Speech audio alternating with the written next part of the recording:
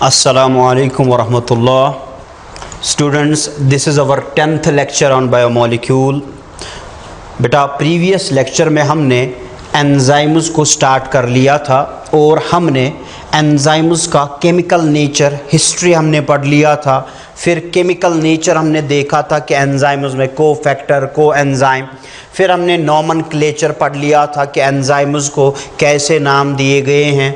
फिर हमने एंजाइम्स की क्लासिफिकेशन की थी, अगर आपको याद होगा हमने इसके 6 क्लासेस लिख लिए थे, ओथ लिल के नाम से हमने याद रख लिया था।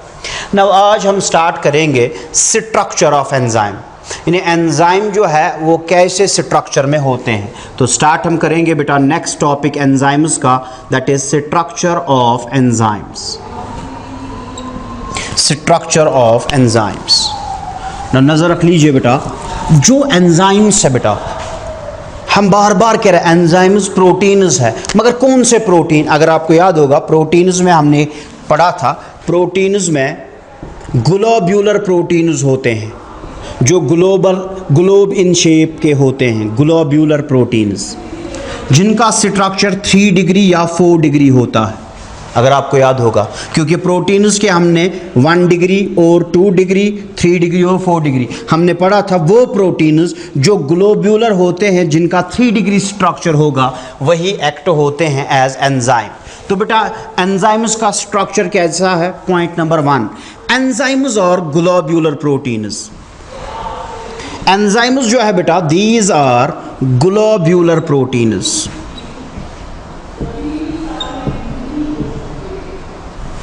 ग्लोब्यूलर प्रोटीन्स जो 3 डिग्री का प्रोटीन होता है बेटा, 3 डिग्री एंजाइम्स और ग्लोब्यूलर प्रोटीन्स और इनका टेरिशरी स्ट्रक्चर मेनली होता है 3 डिग्री। मगर मैंने आपको पिछले लेक्चर में कहा था बेटा जो प्रोटीन्स है वो तो ये जो एंजाइम्स है वो ग्लोब्यूलर प्रोटीन्स है, प्रोटीन्स के बने हैं, मगर except ribozyme, except ribozyme, ribozyme को छोड़कर बाकी जितने भी एंजाइम्स है वो सारे के सारे ग्लोब्यूलर प्रोटीन इन नेचर है। नेक्स्ट पॉइंट, जो बेटा हमारे एंजाइम्स है चूंकि ये प्रोटीन्स के बने हैं, मैंने आपको कहा था बेटा प्रोटीन्स में या तो प्रेजेंट होगी 1 पॉलीपेप्टाइड चेन या मोर देन 1। ऐसे ही हमारे एंजाइम्स, अगर आपको याद होगा बेटा हमने पढ़ा था प्रोटीन बनी होती है पॉलीपेप्टाइड चेन जिनमें अमीनो एसिड्स आपस में बाइंड होते हैं। हमने पढ़ा था अगर प्रोटीन्स में एक पॉलीपेप्टाइड चेन होती है उनको हमने नाम रखा था मोनोमेरिक प्रोटीन्स। अगर प्रोटीन्स के अंदर एक से ज्यादा पॉलीपेप्टाइड चेन्स हुई उनको हम नाम देते हैं oligomeric proteins.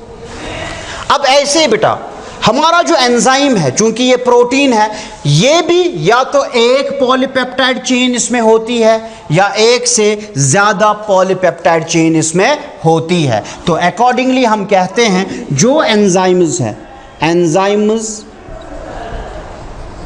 Either contain 1 polypeptide chain या तो इसमें होगी एक पॉलीपेप्टाइड चेन। वो वाले एंजाइम्स जिनके स्ट्रक्चर में सिर्फ एक पॉलीपेप्टाइड चेन प्रेजेंट होगी इनको नाम रखा गया है monomeric enzymes. Monomeric enzymes, monomeric enzymes में हमारे पास है ट्रिप्सिन फॉर एग्जाम्पल। ये एंजाइम है बेटा ट्रिप्सिन, इसमें प्रेजेंट है सिर्फ एक पॉलीपेप्टाइड चेन, सिर्फ एक प्रोटीन। उसको फिर से नजर आप घर में दे दीजिएगा बेटा, प्रोटीन्स में या तो एक पॉलीपेप्टाइड चेन या एक से ज्यादा। अकॉर्डिंगली जो एंजाइम्स होंगे या तो उसमें एक पॉलीपेप्टाइड चेन होगी। अगर एंजाइम्स में एक पॉलीपेप्टाइड चेन है the enzymes are known as monomeric enzymes. Example है trypsin. Now if enzymes contain more than 1 polypeptide chain, अगर इसमें एक से ज्यादा पॉलीपेप्टाइड चेन प्रेजेंट थी तो इनको हम नाम देते हैं ओलिगोमेरिक एंजाइम्स। oligomeric enzymes.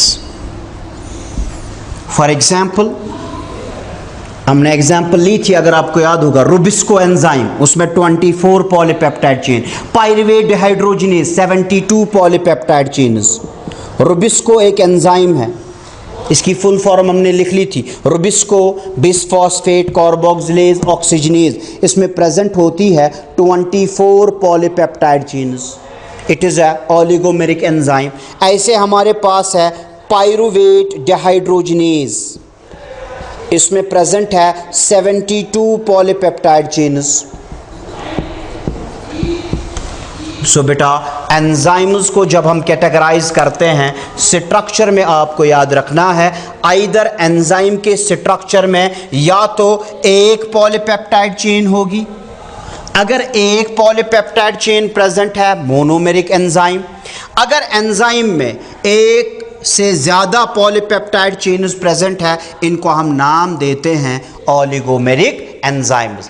क्यों? क्योंकि एंजाइम प्रोटीन से ही बनते हैं, प्रोटीन ही एंजाइम एक्ट होता है। सो प्रोटीन के अंदर हमने देखा था एक पॉलीपेप्टाइड या एक से ज़्यादा, अकॉर्डिंगली एंजाइम्स में भी एक या एक से ज़्यादा पॉलीपेप्टाइड चेन्स होंगी। होप आपने ये पॉइंट समझ लिया होगा। नेक्स्ट पॉइंट स्ट्रक्चर में, नेक्स्ट पॉइंट हमने भी कहा और हमने पहले भी कहा बेटा, अब जो पॉलीपेप्टाइड चेन्स एंजाइम्स में होती है, दे गेट्स फोल्डेड, वो फोल्डेड फॉर्म में होती है।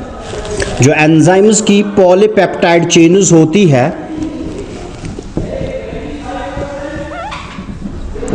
वो फोल्डेड होती है, फोल्डेड होती है। ऐसे समझाने के लिए अगर मैं बनाऊं, लेट इट बी, ये पॉलीपेप्टाइड चेन या चेन्स है, तो ये ऐसे फोल्ड हुई है। सो फोल्डेड फॉर्म में एंजाइम की पॉलीपेप्टाइड चेन्स होती है। और ये भी हमने पढ़ा था कि क्यों पॉलीपेप्टाइड चेन फोल्ड होती है, क्यों, याद होगा आपको, क्यों ये फोल्ड होती है? ताकि जो पेप्टाइड चेन की रिएक्टिव साइट, पोलर साइट, वो एक्सपोज हो जाए। लेट इट बी, यहां पे ये पोलर साइट है जिसको मैंने ब्लू से मार्क किया। पॉलीपेप्टाइड चेन्स इसलिए एंजाइम में फोल्ड होती है ताकि उसकी रिएक्टिव साइट एक्सपोज हो जाए, और इस रिएक्टिव साइट को हम क्या नाम देते हैं? Active site. एंजाइम की वो साइट जो रिएक्टिव साइट कहलाती है, एक्सपोज हो जाती है, इसको हम नाम देते हैं एक्टिव साइट। सो बेटा जो एंजाइम्स की पॉलीपेप्टाइड चेन्स होती है वो फोल्डेड होती है। क्यों फोल्ड हुई होती है वो? ताकि उस पॉलीपेप्टाइड, उस प्रोटीन की वो साइट एक्सपोज हो जाए जो फिर बाद में किसके साथ बाइंड करेगा? जिस पे एंजाइम को एक्ट करना है, that is substrate. That is why enzyme की पॉलीपेप्टाइड चेन्स फोल्ड हुई है। Now what is this active site? ये एक्टिव साइट क्या है? This is a pouch like structure. ये एक पाउच लाइक स्ट्रक्चर होता है which is made up of, ये भी अमाइनो एसिड्स का बना होगा क्योंकि पॉलीपेप्टाइड चेन में अमाइनो एसिड्स है। सो ये एक्टिव साइट जो है, it is a pouch like structure, छोटा स्ट्रक्चर होता है, मेड अप ऑफ, ये बना होता है 3 to 12 अमाइनो एसिड्स का, made of 3 to 12 amino acids. So बेटा जो हमारा पॉलीपेप्टाइड चेन है एंजाइम का, वो फोल्ड हुआ है। फोल्ड इसलिए हुआ है ताकि उसकी जो साइट है for the reaction with substrate वो एक्सपोज हो जाए। उस साइट को नाम रखा गया है एक्टिव साइट, जो पाउच लाइक होता है। अब एक एंजाइम के अंदर एक्टिव साइट्स बहुत सारी भी हो सकती है, एक भी हो सकती है। और नाउ बोर्ड की तरफ नजर बेटा, अब जो ये एक्टिव साइट है, it is actually consists of 2 sites. जो ये एक्टिव साइट एंजाइम की होती है, ये एक्चुअली 2 साइट्स की बनी होती है। एक होती है बाइंडिंग साइट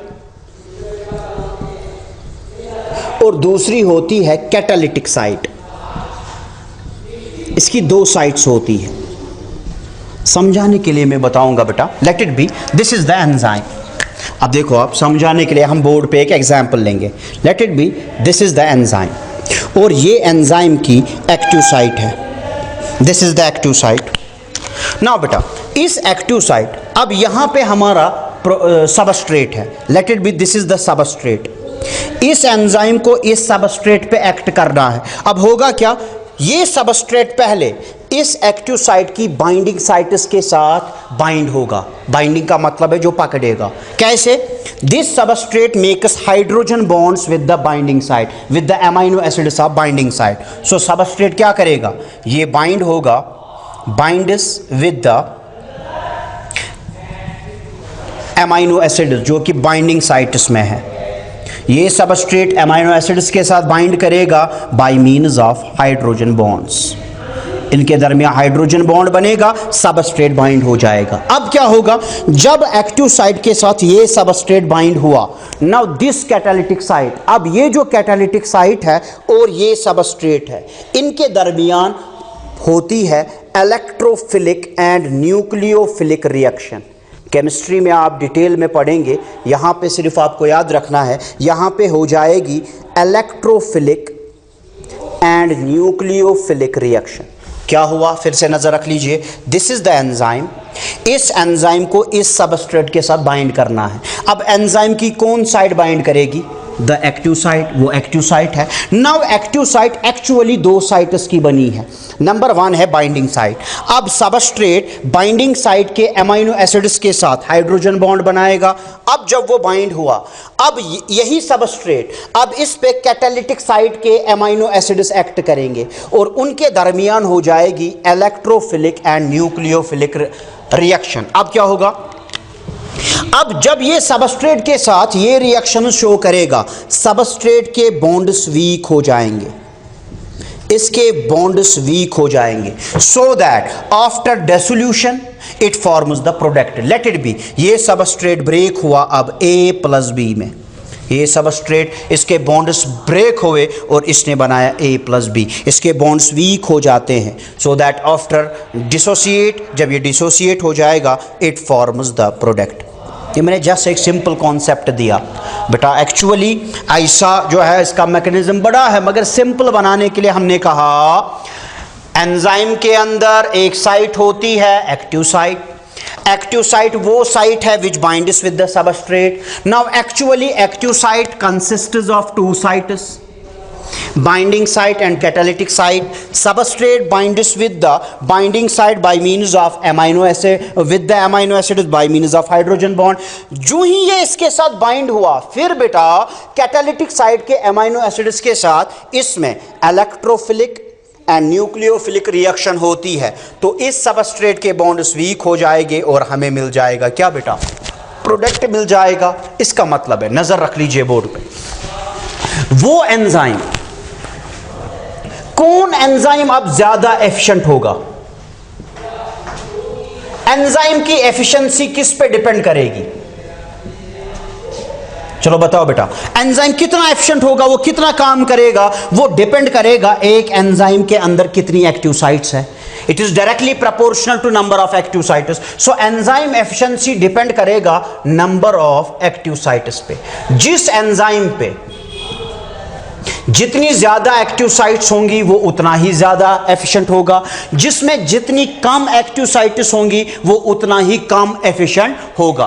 और एक पॉइंट बेटा, now this efficiency, enzyme efficiency, इसके लिए हम एक टर्म यूज करते हैं, that is turnover number.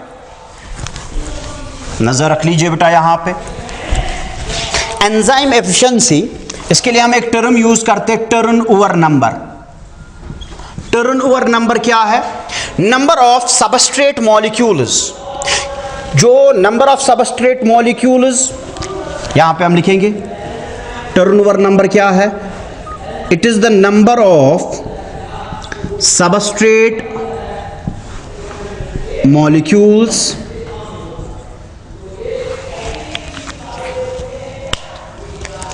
Number of substrate molecules converted, जिनको कन्वर्ट करेगा बाय एंजाइम इन 1 मिनट। 1 मिनट के अंदर एक एंजाइम जो है वो कितने सबस्ट्रेट जो है वो कन्वर्ट हो रहे हैं into the product. Number of substrate molecules,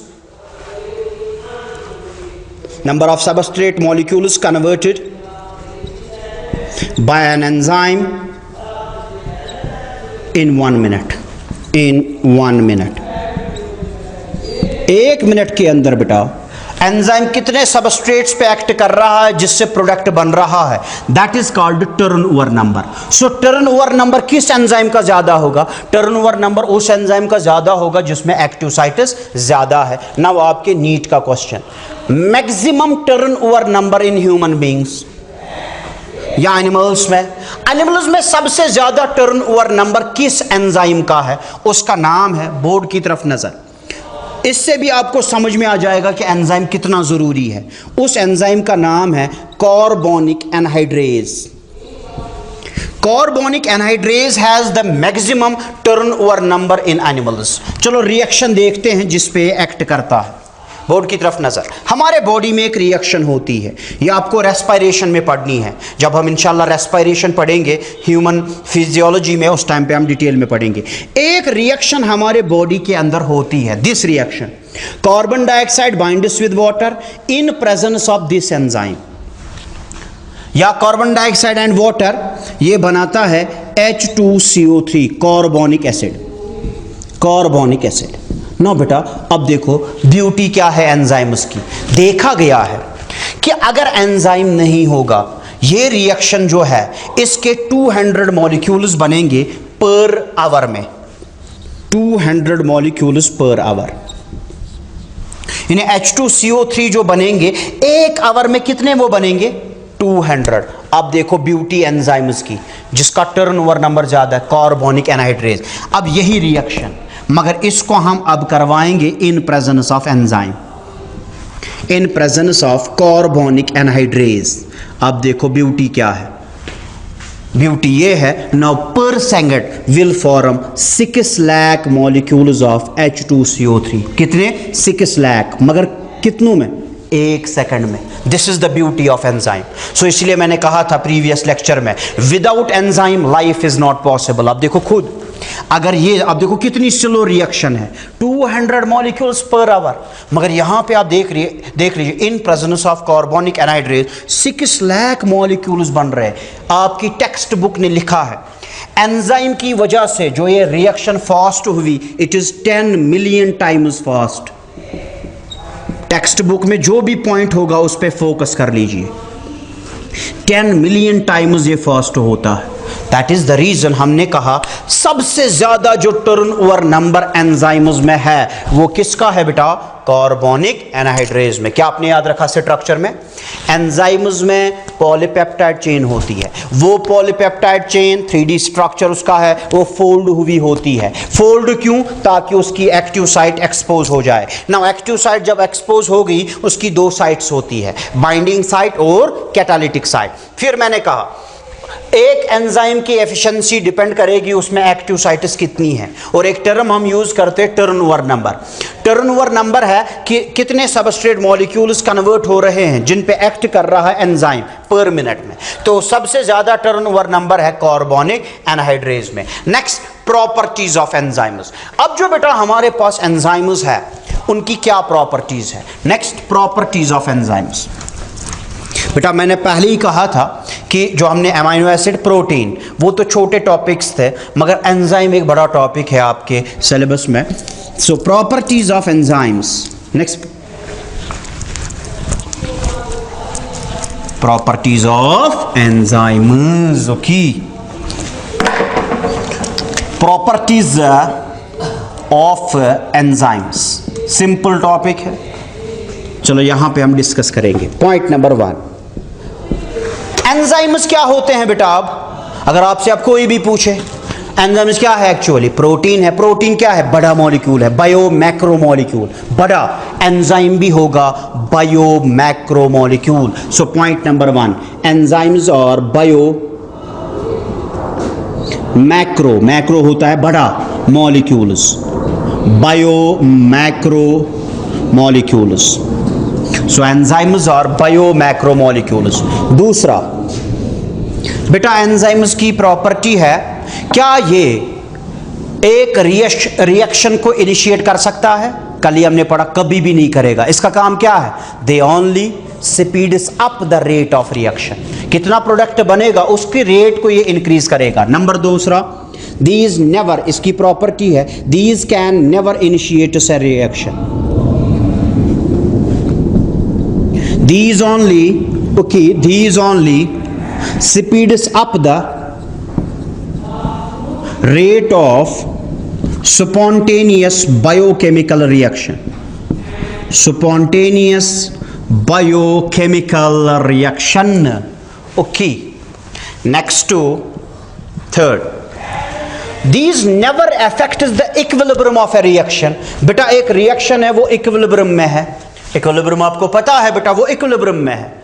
अगर एंजाइम आपने पोर किया वो कभी भी इक्विलिब्रियम को अफेक्ट नहीं करेगा, वो सिर्फ स्पीड को इंक्रीज, रेट को इंक्रीज करेगा, मगर it never affects the equilibrium. तो इसकी और एक प्रॉपर्टी है, it doesn't affect, do not affect the equilibrium of A reaction, equilibrium of A reaction.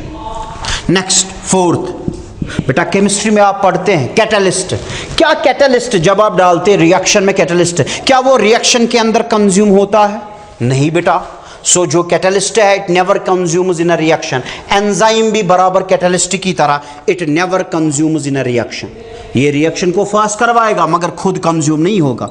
Never consumes, never gets consumed in a reaction, consumed in a reaction. Number fifth, बेटा जो enzyme है इसको आप crystalline form में भी obtain कर सकते हैं। जो एंजाइम्स है इनको हम क्रिस्टलाइन फॉर्म में ऑब्टेन कर सकते हैं, इनको हम क्रिस्टलाइन फॉर्म में ऑब्टेन कर सकते हैं। नंबर